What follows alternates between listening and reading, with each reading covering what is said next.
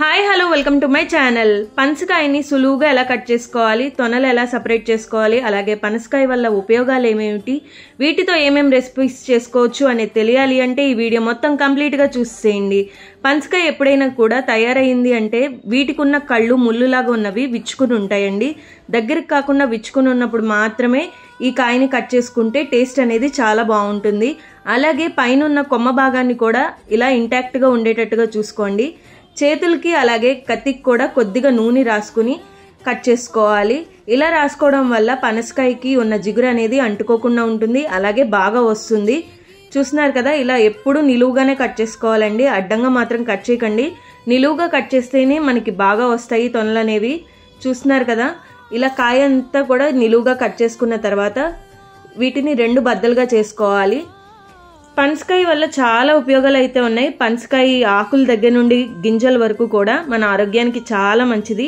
Season ఫ్రూట్లో ఈ seasonal fruit చాలా best అని చెప్పొచ్చు. దీన్ని మిరాకిల్ ఫ్రూట్ అని కూడా అంటారు.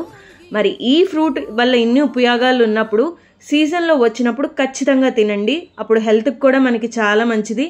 చూస్తున్నారు కదా, చక్కగా ఈజీగా వస్తుంది. ఎందుకంటే కాయ అంతా కూడా బాగా తయారైంది కాబట్టి మనకి ఇంత సులువుగా వస్తుంది. అలాగే పచ్చిగా ఉన్న కాయ అయితే మాత్రం కొద్దిగా కష్టంగానే ఉంటుంది కట్ చేసేటప్పుడు, ఇంత ఈజీగా అయితే రాదు. ఇలా చూస్తున్నారు కదా, 2 బద్దలుగా చేసేసుకున్నాను. ఇప్పుడు నేను చెప్పినట్టుగా అలా కొమ్మను కూడా సగం కట్ చేసుకోవడం వల్ల మధ్యలో ఉన్న కండ భాగాన్ని అంతా కూడా సులువుగా తీసేయచ్చు. దానివల్ల మనకి చాలా హెల్ప్ అవుతుంది, సగం పని కూడా తగ్గించేస్తుంది. కాబట్టి అలా చిన్న కొమ్మ ఉన్నది తీసుకోవడం వల్ల మనం ఇంట్లో కట్ చేసుకోవడం అనేది చాలా సులువుగా వస్తుంది. ఈ సైజు కాయకి ఎన్ని తొనలు వచ్చాయో మీరు కామెంట్ చేసేయండి. లాస్ట్లో ఎన్ని వచ్చినాయో నేను చెప్పేస్తాను. చూస్తున్నారు కదా, ఇలా చక్కగా తీసేసుకున్నాను. ఈ పనసతొనలు గింజలు చాలా మంచిదండి ఆరోగ్యానికి. అలాగే ఈ పనసతొనలతో చాలా రెసిపీస్ చేసుకోవచ్చు.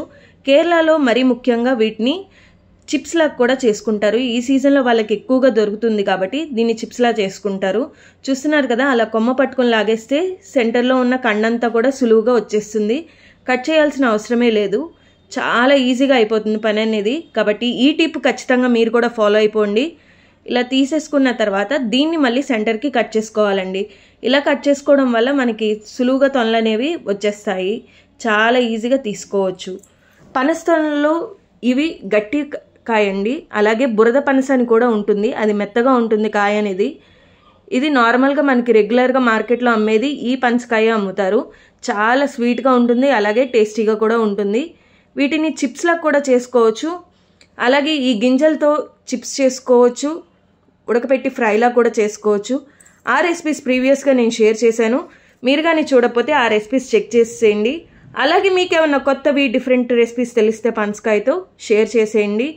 బిర్యానీస్ చేసుకోవచ్చు, అలాగే చాలా రకాలు చేసుకోవచ్చు. బిర్యానీకి అయితే పచ్చిగా ఉన్న కాయే వాడతారు, తయారైన కాయనైతే బిర్యానీకి వాడరండి. ఇలా చక్కగా కట్ చేసేసుకున్న తర్వాత మనం తొనలన్నీ కూడా సపరేట్ చేసుకోవాలి. పనసకాయని కనుక మనం రెగ్యులర్గా మన డైట్లో ఇంక్లూడ్ చేసుకుంటే మన బ్లడ్ షుగర్ లెవెల్స్ అనేవి తక్కువగా ఉండడానికి చాలా హెల్ప్ అవుతుంది.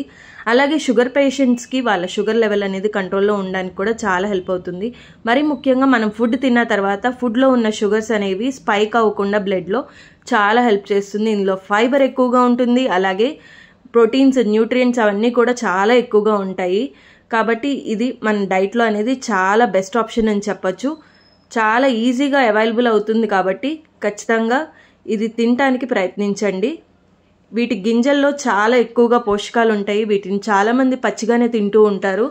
పచ్చిగా తినలేని వాళ్ళు లైట్గా సాల్ట్ వేసి ఉడకబెట్టేసుకుని కూడా తినచ్చు. లేదు అది కూడా తినలేను అనుకున్న వాళ్ళు కొద్దిగా ఫ్రై చేసుకోవచ్చు. లైట్గా ఒక 1 to 2 స్పూన్స్ ఆయిల్ యాడ్ చేసేసుకుని చక్కగా ఫ్రై చేసుకుని కూడా తినచ్చు. వీటిని మరి ముఖ్యంగా కేరళ వాళ్ళైతే కనుక వాటి ఫ్లెష్ని అంటే తొనల్ని చక్కగా కట్ చేసేసుకుని చిన్న ముక్కలుగా వాళ్ళు ఫ్రై అయితే చేసుకుంటారు, చిప్స్ లాగా. మనం పొటాటో చిప్స్ ఎలా తింటామో అంతే క్రంచీగా చాలా బాగా వస్తాయి చిప్స్ అనేవి. వీటితో పనసపొట్టు కూర కూడా చేసుకుంటారు పచ్చిగా ఉన్నప్పుడు. ఇలా సులువుగా చక్కగా పైన కండంతా కూడా తీసేశారంటే తొనలన్నీ కూడా చాలా సులువుగా వచ్చేస్తాయి. ఈ తొనలన్నీ కూడా నేనైతే తీసేశాను. ఎన్ని తొనలు వచ్చుంటాయో గెస్ చేయమని చెప్పాను కదండి, నేనైతే ఇప్పుడు చెప్పేస్తున్నాను. ఈ కాయ మొత్తానికి ఇది ఒక మీడియం సైజ్ కాయ అని చెప్పుకోవచ్చు. ఈ కాయ మొత్తానికి 70 తొనలు అయితే వచ్చినాయి. ఇంకా ఒక 2-3 అటు ఇటుగానే వచ్చుంటాయి ఎక్కువగా. 70 తొనలు అయితే వచ్చినాయి. చూస్తున్నారు కదా, సైజ్ కూడా తొన అనేది చాలా బాగుంది. వీటి గింజలతో చిప్స్ అనేవి చాలా టేస్టీగా ఉంటాయి. ఖచ్చితంగా మీరు ఇంట్లో ఒకసారి ట్రై చేయండి ఆ రెసిపీని.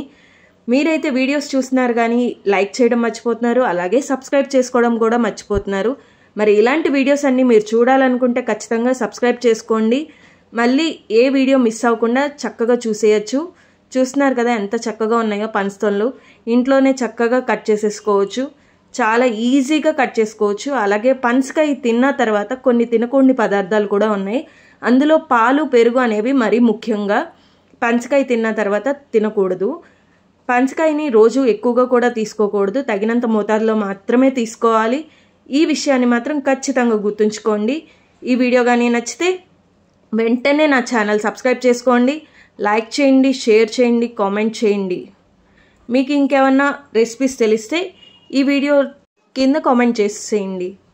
మీకు ఈ వీడియో నచ్చిందని అనుకుంటున్నాను. మరి ఈ పనసకాయలో గింజలు కూడా చక్కగా రూట్స్ అయితే ఫామ్ అయిపోయినాయి, అంటే కాయ బాగా తయారైందని అర్థం. ఈ వీడియో ఇన్ఫర్మేటివ్గా అనిపిస్తే షేర్ చేసేయండి.